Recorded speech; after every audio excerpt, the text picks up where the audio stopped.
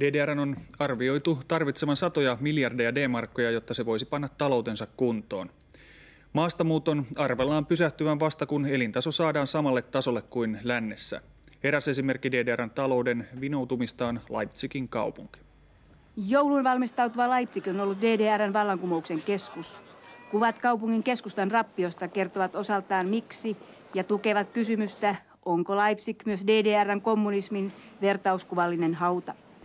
Vanhan arvokkaan keskustan talot ovat tuhoutuneet ehkä korjauskelvottomiksi. Rakennustelineet ovat virallinen valhe siitä, että jotain tehtäisiin. Mitään ei ole tapahtunut 17 vuoteen. Eivätkä nämäkään ole rakennustelineitä, vaan suojan tarkoituksena on estää kivien putoaminen ohikulkevien niskaan. Itse vanhassa kaupungissa asuva kaupungin opas kuvaa tilannetta näin. Das Haus hat meinen Großeltern und meiner Mutter gehört.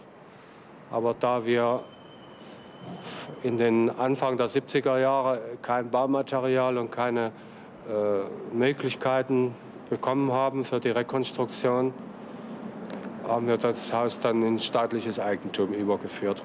Hallitus panosti teollisuuteen kaiken muun kustannuksella. Väki kaikkosi saasteita ja kehnoja asuntooloja pakoon ensin muualle DDR:ään ja nyt viime aikoina liittotasavaltaan. Honeckerin aikana hallitus panosti myös ennen kaikkea Berliiniin ja Leipzig sekä monet muut kaupungit menettivät rakennustyövoimansa sinne. Itä-Berliinin keskuksessa katukuva on nyt joulun värittämä.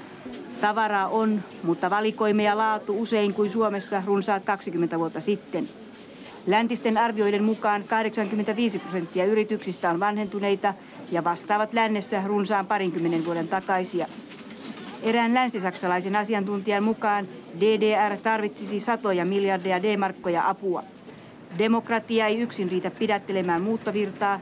Vapauden lisäksi itäsaksalaiset haluavat läntistä elintasoa ja hyvinvointia. Tässä elintason nostamisessa Kohlin lupaama 6 miljardia markkaa on vasta alkua. Koko maailma tuntee Bitterfeldin kemian tuotteet. DDR:n kulissia Itä-Berliinin keskustassa. Bitterfeld maailman maine, mutta millä hinnalla? Savua ja kemian päästöjä suodattamattomina ilmaan. 40 000 tonnia tomua, 90 000 tonnia rikkidioksidia vuodessa pelkästään Bitterfeldissä.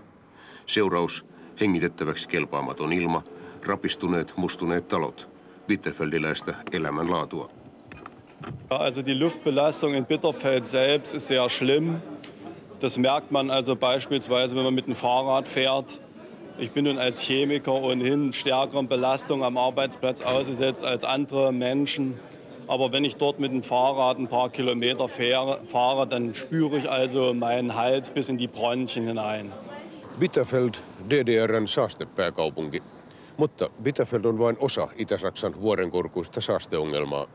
Kaakossa ruskohiilialue on mustanpuhuvaa kuun maisemaa. Keski-Euroopasta kovaa valuuttaa vastaan tuodut ongelmajätteet uhkaavat pohjavettä. Itämeren rannikon ydinvoimaloiden käyttövarmuus on kyseenalainen.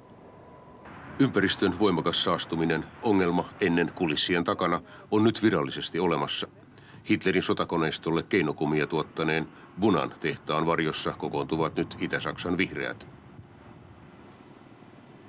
Kokouspaikan alapuolella Saalejoki kuljettaa saaste- ja myrkkylastiaan kohti Elbeä ja Pohjanmerta.